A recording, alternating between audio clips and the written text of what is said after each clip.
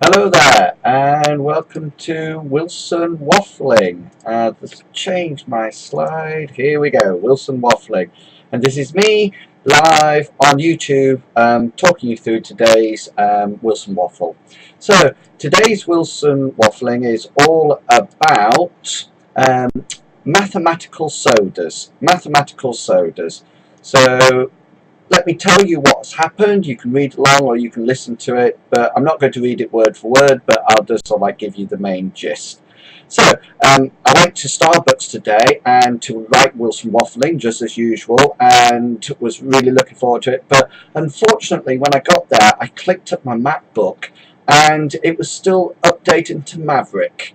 And it had sort of like 40 minutes left to go. So what I did was that I thought, right, I'll get out my iPad, and I downloaded the WordPress blog app and started to type it. And I thought I'll set myself a challenge. I thought I'll try to get it Wilson Waffling done before my MacBook updated.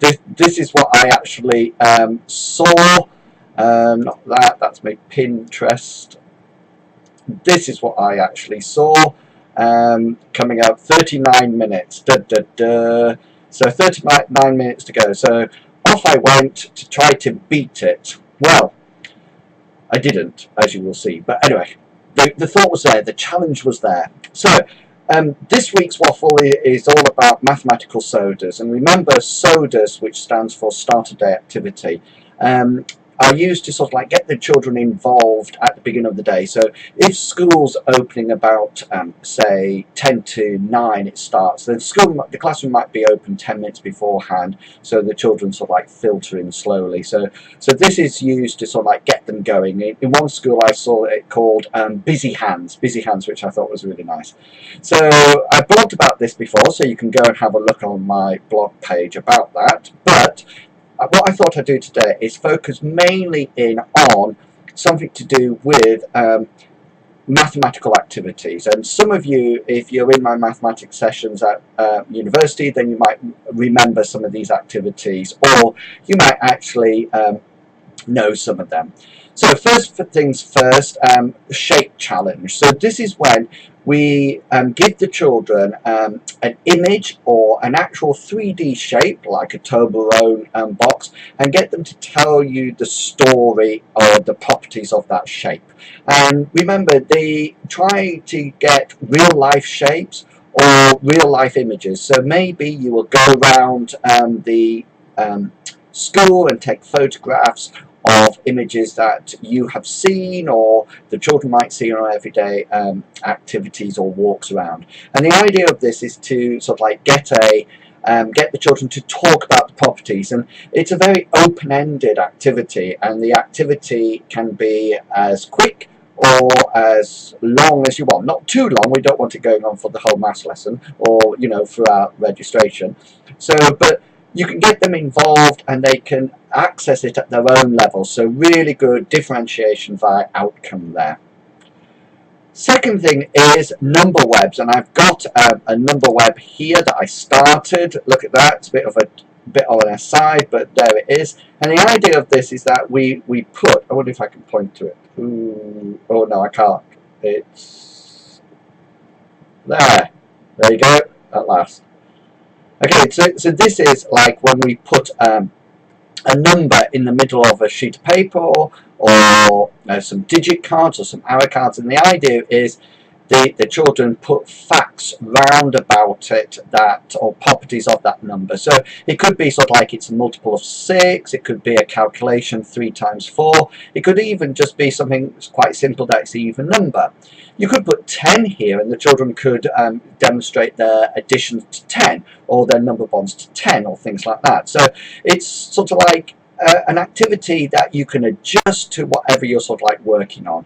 And you, in the session in 1QT SM1, we tend to put a fraction here and sort of like get the students to sort of like think, what do 2/5 or 3/4, what can we put around here? And again, you can see it's quite open-ended differentiation wise, and they can sort of like see, oh yes, they might do just simple additions and get all the additions, or they might go more complicated and start to do division facts or subtraction facts. So The next one that I looked at was this draw a graph idea, and it's interesting because in data handling lessons, and I wonder whether or not we'll still call them data handling lessons, since the 2014 national curriculum of course calls them statistics. This is the idea that we get the children to engage with interpreting graphs, and in my experience I tend to see a lot of collection of data and constructing of graphs and things like that, and tally charts, but not so much of the interpretation. So the idea of this, and you can see a picture here, this is an idea that we give the children a graph, and notice that there's no axes on this at all, and no labels, no title, and the idea is that the children tell their own story about it. So this could be distance away from home and time along here, so the children can sort of like relate this to real life activities or something that they know themselves, and they can write a label here, or they can put a scale down here, and then they can sort of like tell the story. So if this was time and this was distance, we can start to say that Billy drove his car away, and then when he got to a certain distance, this is when he had these 11 C's as the motorway cafe, and so forth and so on. And this has proved really exciting for children, and they really like to get into what it could be. And the interesting thing about this, of course, is that if you took the axes off and then inverted it, you would get another graph, and you can sort of like tell a different story, so forth and so on. And if you want the children to actually record something, then they could annotate it in various points, or they could just tell you about it, or even record it on an iPad like a video.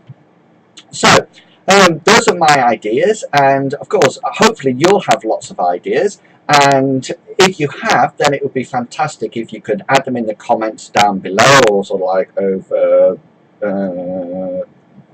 where is it? There somewhere. Yeah, down there somewhere. And you can sort of like let me know, and then what I will do is that I will have a look at them all, and then you will get a chance of winning an I Waffled with Wilson badge. And anybody who sort of like contributes, I'll then send them out a badge, and they can wear it with pride. And there's only a few of these available, so not everyone will get them, but you'll go into the draw and to achieve one, and then you can wear it with pride. And then you can send me a photograph back, an image, and I'll make a I Waffled with Wilson post, and we can keep that up to date. So just before I go, you probably noticed sort of like going across the top there's been a big screen saying don't forget to vote. This is because I've been nominated for the UK 100 top 100 educational blogs, and this is on a web page called UK Ed Chat, and you can see it there. I'll give them a plug now because they're doing me a great favour. This is the web page, so really good web page, really good Twitter feed as well if you would like to vote for, go and follow them. Here's the post, and you can see that hopefully these are in alphabetical order, because if not I'm a bit worried, but you can vote for your favourite UK educational blog, and if you just wait right way down, there's loading right way down here, right, okay, all these hundreds and hundreds of blogs, it seems, right way down here is me, Wilson Waffling by Wilson YSJ, just there. So if you would like to vote, if you read my blog and you enjoy my blog, then it would be fantastic if you could vote for me, and you can vote to me by emailing Wilson Waffling to this email address here. Okay, and if you want to find out any more information about this, there's a blog post on my Wilson Waffling Tumblr page just there. Okay, so you can go and have a look at that.